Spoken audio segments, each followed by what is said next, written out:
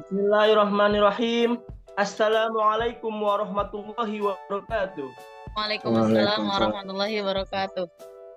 Waalaikumsalam. Alhamdulillah. Nahmaduhu wa nasta'inuhu wa nastaghfiruh.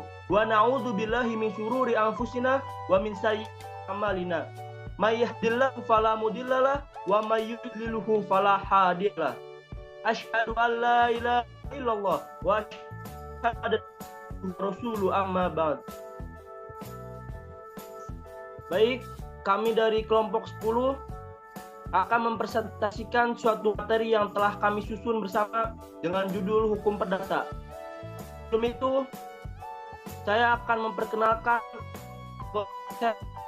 yang pertama ada Muhammad Shin Aziz, lalu ada Birul Faid, dan Tias, dan Hakim Alur selaku moderator.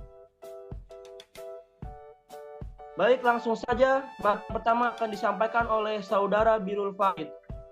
Kepada Birul Faid, persilakan. Terima kasih moderator.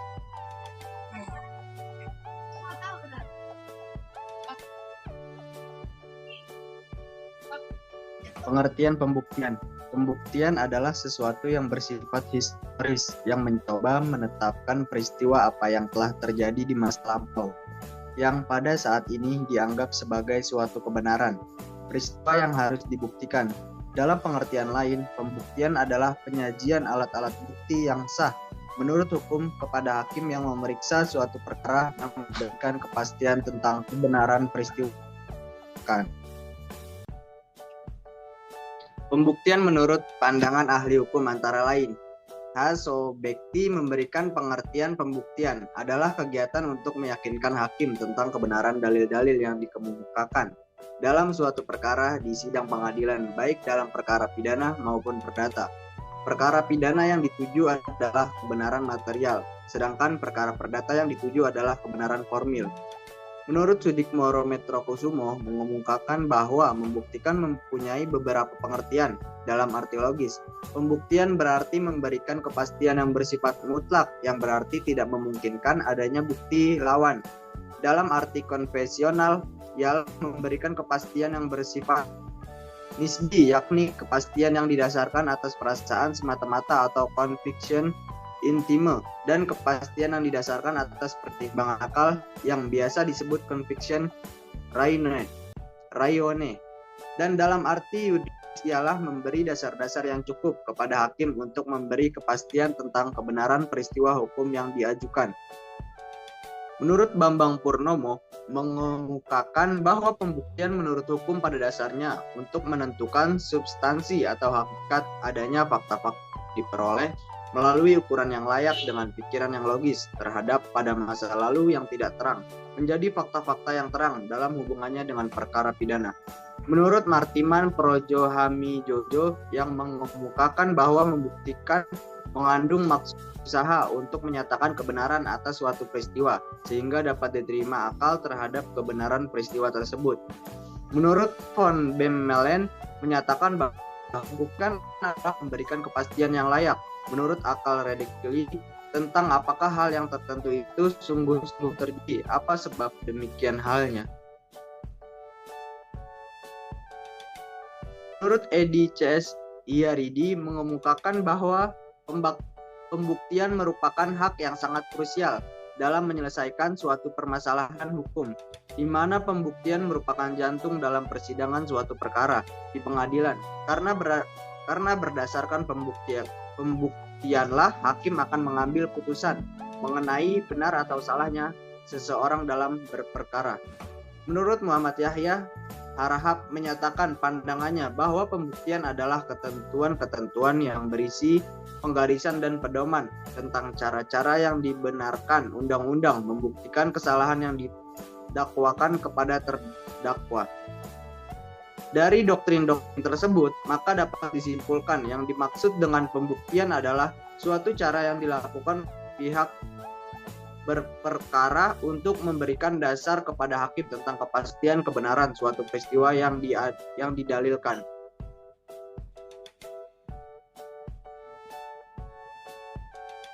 Beban pembuktian. Menurut pasal 1865 KUH per setiap orang yang mengendalikan bahwa ia mempunyai sesuatu hak atau guna meneguhkan haknya sendiri maupun membantah suatu hak orang lain menunjuk pada suatu peristiwa diwajibkan membuktikan adanya hak atau peristiwa tersebut. Pasal ini disebut juga dengan beban pembuktian. Adapun menurut pasal 163 NIR, barang siapa yang mengatakan ia mempunyai hak atau ia membantah hak orang lain, maka orang itu harus membuktikan adanya hak itu atau adanya kejadian itu. Dalam pembagian beban pembuktian harus seimbang, tidak berat sebelah. Pembagian beban pembuktian yang berat sebelah tentu akan membebani salah satu pihak, sehingga akan menderita kekalahan karena kesulitan untuk membuktikan hal-hal yang sulit dibuktikan. Ada beban yang bersifat negatif seperti tidak membayar, tidak menerima barang. Alangkah baiknya pihak lawan yang membuktikan adanya peristiwa jual beli atau penyerahan barang. Saya kembalikan kepada moderator.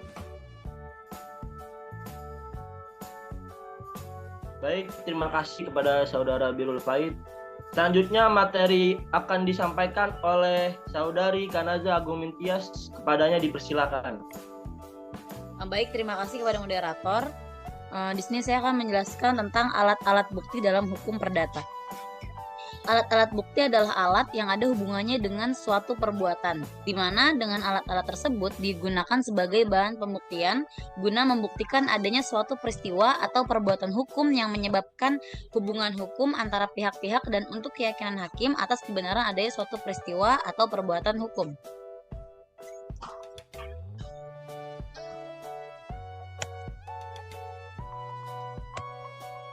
Alat-alat bukti ini diatur dalam pasal 164 HIR, pasal 284 RBG, dan pasal 1866 BW antara lain.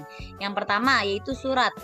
Alat bukti surat merupakan alat bukti yang utama dalam perkara perdata. Karena perbuatan perdata sengaja dilakukan dan untuk menguatkan perbuatan tersebut perlu adanya bukti yang jelas dan pasti. Sehingga alat bukti yang paling mudah untuk membuktikan terjadinya perbuatan perdata adalah dalam bentuk tulisan.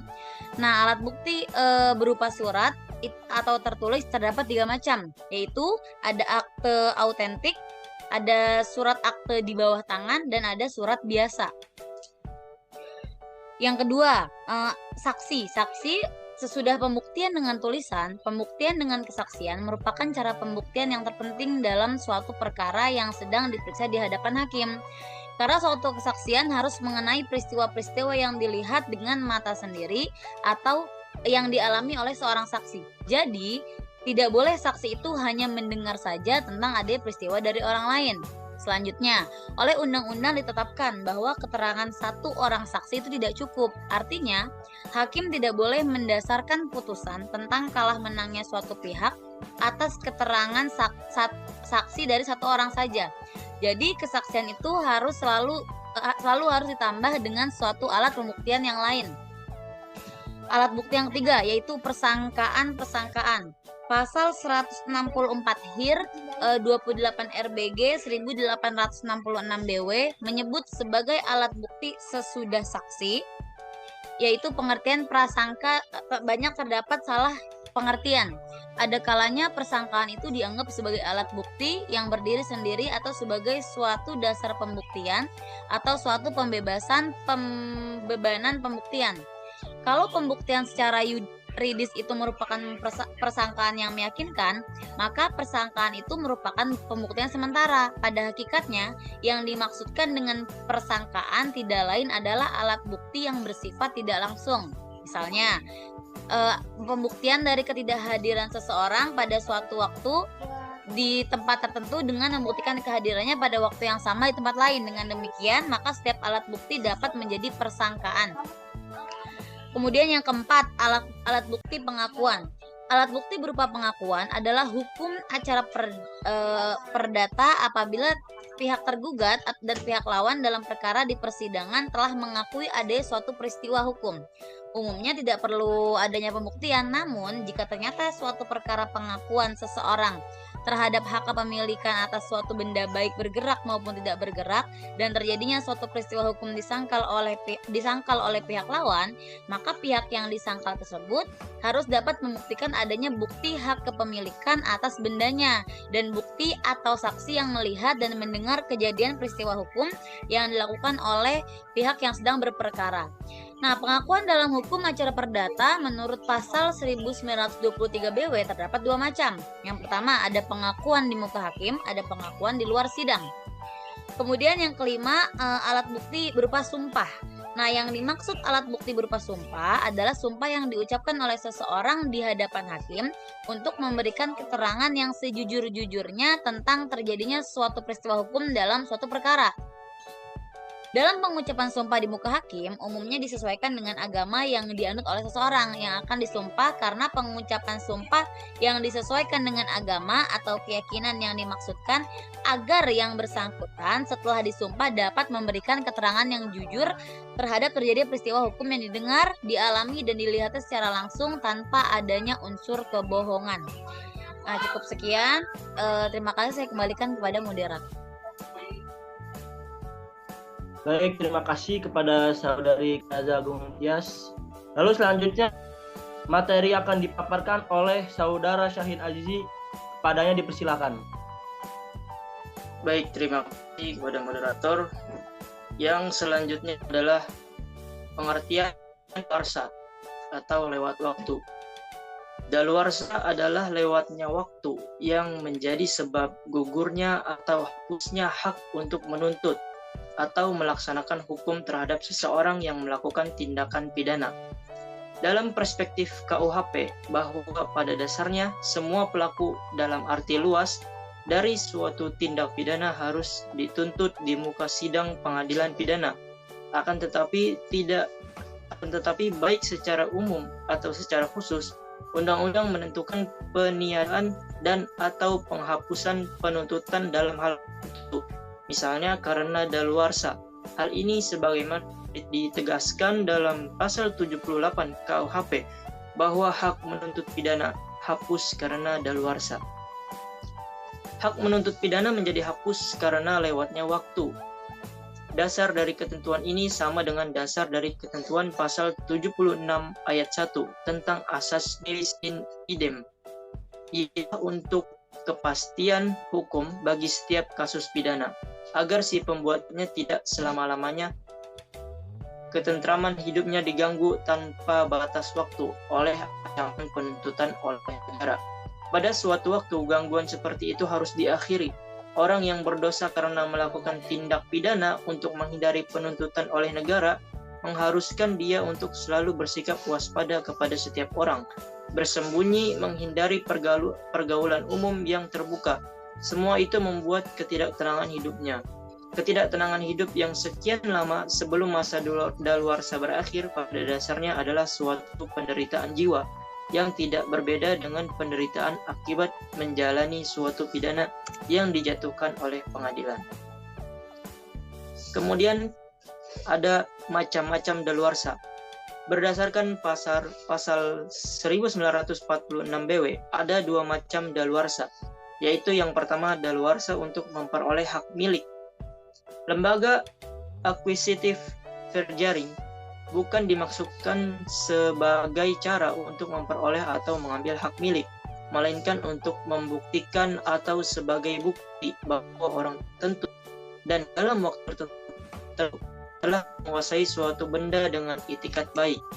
Menurut pasal 196 bahwa seseorang yang beritikat baik berdasarkan atas hak yang sah memperoleh suatu benda tak gerak dengan daluarsa dengan suatu penguasaan selama 20 tahun. Dan bila ia menguasai 30 tahun, tidak dapat dipaksa untuk membuktikan atas hak. Kemudian yang kedua, daluarsa untuk dibebaskan atau ekstentif kerja. Selain apa yang diterangkan tadi, yaitu daluarsa sebagai cara untuk atas suatu benda, ada juga suatu akibat dari lewatnya waktu, yaitu seseorang dapat dibebaskan dari suatu penagihan atau tuntutan hukum. Oleh undang-undang ditetapkan bahwa dengan lewatnya waktu 30 tahun, setiap orang dibebaskan dari semua penagihan atau tuntutan hukum.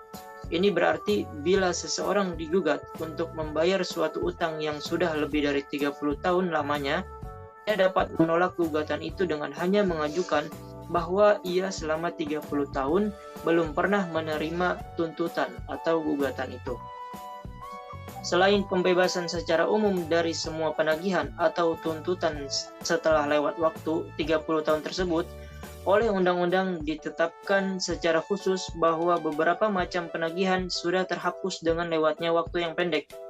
Yang dimaksudkan di sini yaitu berbagai macam penagihan yang biasanya dalam waktu yang singkat sudah dimintakan pembayaran. Misalnya rekening dokter atau rekening toko.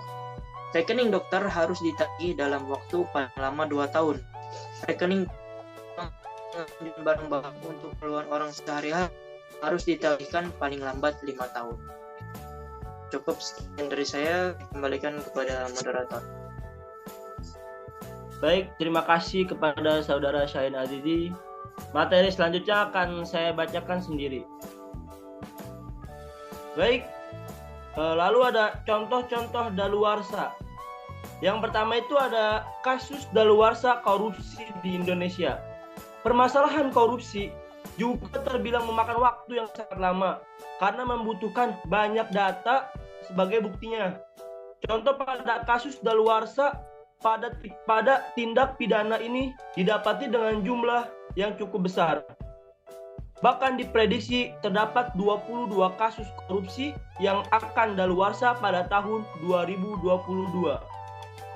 Pemberantasan tindak pidana korupsi juga sudah sangat jelas ditulis dan diatur pada Undang-Undang Nomor 31 Tahun 1999. Dalam pasal 78 ayat 1, angka 4 Kitab Undang-Undang Hukum Pidana atau KUHP menyebutkan kejahatan yang diancam dengan pidana mati atau penjara seumur hidup.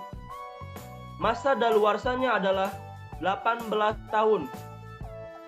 Korupsi sebagai contoh di kasus daluarsa ini diatur dalam KUHP yang lebih rinci dan berkaitan antar setiap pasalnya. Karena kasus korupsi terbilang cukup kompleks, maka biasanya masa daluarsa dari kasus ini harus didiskusikan dengan mempertimbangkan jumlah angka korupsi pelaku. Lalu yang kedua ada contoh kasus daluarsa tidak bayar hutang. Sementara itu, terdapat contoh daluarsa dalam hukum perdata yang pada kali ini dibahas mengenai kasus pelaku tidak bayar hutang. Kasus ini mungkin terdengar cukup sepele dan dirasa tidak perlu hukuman mati atau hukuman berat. Namun, akibat kesepelean tersebut, akhirnya banyak kasus yang terjadi di dalam Indonesia, di mana korban melaporkan pelaku karena tindak tidak bayar hutang dalam jumlah yang cukup besar dan juga jangka waktu yang cukup lama. Contoh di kasus daluarsa pada kasus tidak bayar hutang ini yaitu memiliki masa selama 30 tahun. Hal ini jelas tertulis dalam pasal 1967 KUH Perdata mengenai masa daluarsa sebuah kasus tindak pidana atau perdata di Indonesia. Meski terlihat cukup sepele, ternyata kasus tidak bayar hutang cukup sering terjadi di Indonesia. Kenyataannya bahwa masa daluarsa yaitu selama 30 tahun ini tidak menutup kemungkinan untuk menghapus atau menutup masa penuntutan dan pengadilan. Sehingga para korban dapat menempuh jalur hukum jika memang dirasa sudah sangat merugikan. Lalu ada contoh yang terakhir, yaitu contoh daluarsa memperoleh hak milik. Seorang bezitter yang jujur atas suatu atau benda yang tak bergerak dengan nama dipersamakan benda yang tertulis atas namanya. lama-kelamaan dapat memperoleh hak milik atas benda tersebut. Apabila ia dapat menunjukkan suatu titel yang sah, dengan lewatnya waktu 20 tahun lamanya, kelak ia mulai menguasai benda tersebut. Ia menjadi pemilik yang sah atas benda tersebut. Sudah jelas bahwa yang diterangkan di atas tidak berlaku bagi barang yang bergerak. Karena terhadap barang yang bergerak berlaku pasal 1977 BW yang menetapkan bahwa bezitter berlaku sebagai suatu titel yang sempurna. Dengan itu dimaksudkan bahwa siapa saja yang dengan jujur memperoleh suatu barang bergerak dari seorang bezitter, seketika itu juga memperoleh hak milik atas barang tersebut. Baik, sekian materi yang telah kami paparkan dari kelompok 10. Jika ada kata-kata yang tidak berkenan di dalam hati, kami mohon maaf yang sebesar-besarnya. Karena kebenaran hanya datang dari Allah Subhanahu wa Ta'ala, dan kami manusia hanya tempat salah dan lupa.